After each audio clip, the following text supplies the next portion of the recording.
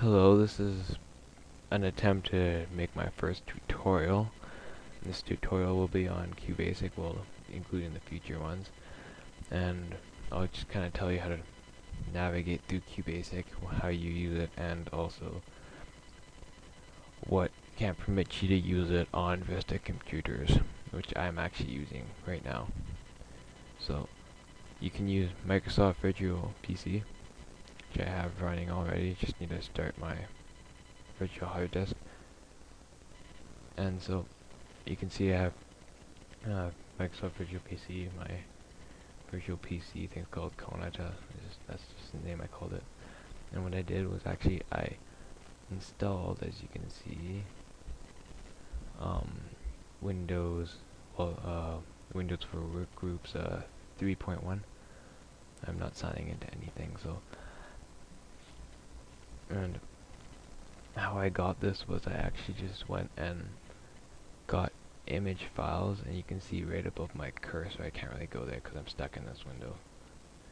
It says floppy, and here I'll go to it, and you can click on it. It says control physical A drive, capture floppy disk image. If I click on this, give you like file stuff, right? So I really don't know where my files are for that, but they're probably in my downloads. Okay, well, I won't spend time looking for them. What they are, they're IMG files, and there's about maybe 6 of them, and it's to install an operating system, Windows for Workgroups, which I'm using. Now, if you don't know how to use Virtual PC, I'd recommend you finding out how to do that somewhere else. I'm not going to really go into that. And I'm sorry about that, I just don't really have enough time to really explain. Now, but I can tell you that if you want to get your cursor out, you can just press Alt P to pause it and move your cursor out of the Windows thing.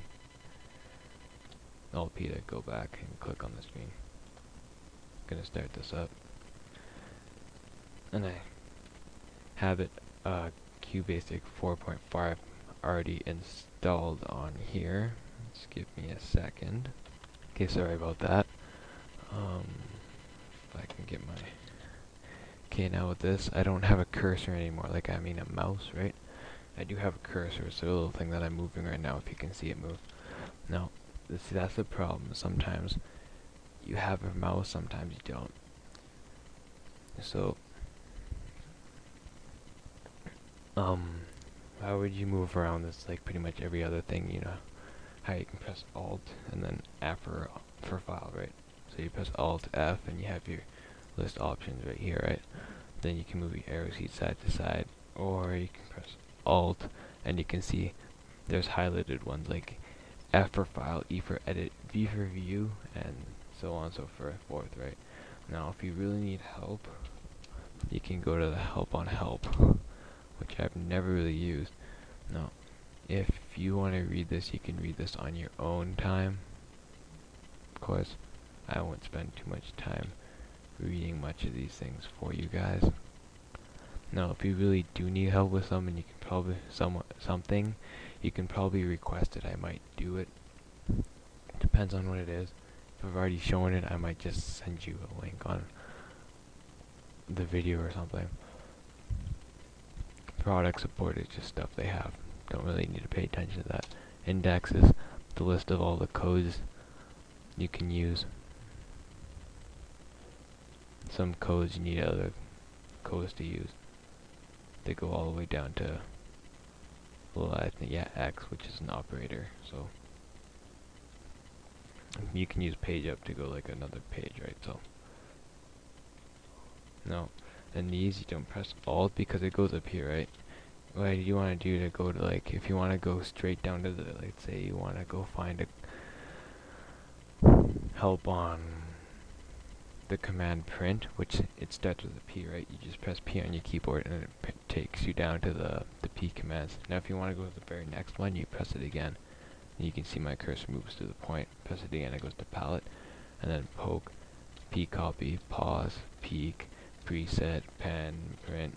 Right? I can go to print like that, or I can just simply just move my cursor to the print, or print using, or whatever.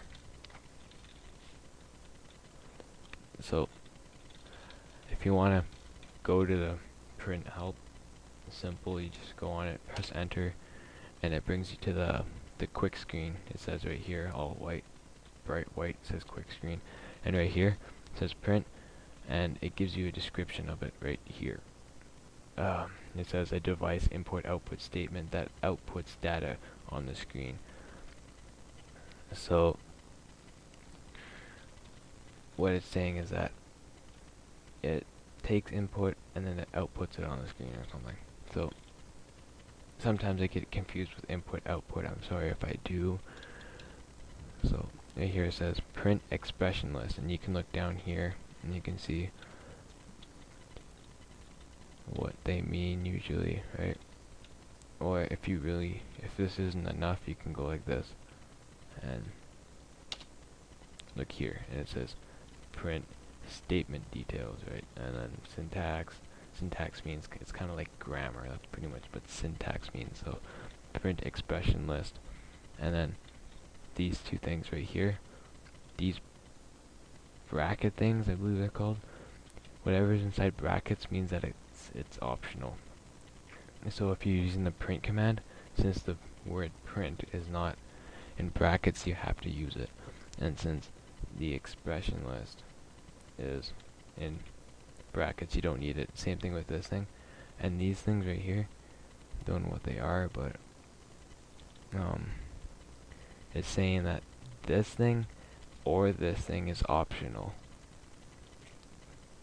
and you can only use one of them. So if it's in these things, you can only use one of these things, one of the things that's inside of it, and these things means it's optional. So right here it just kind of gives you a really long description of important information that you can use.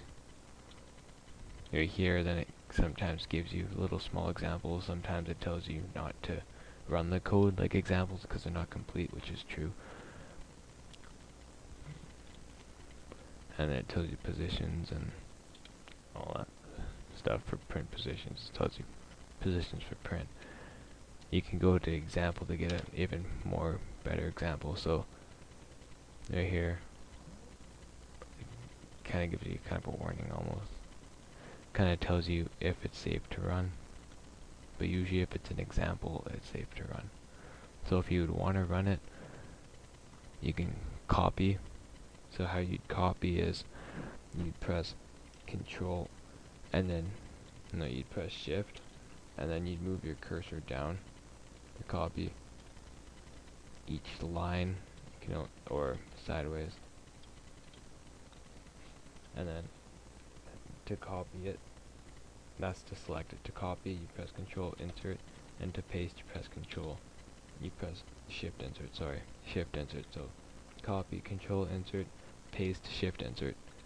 Now right here it's giving us the sample output of what it gave us. So 10, 0, negative 25, 300, 3,125.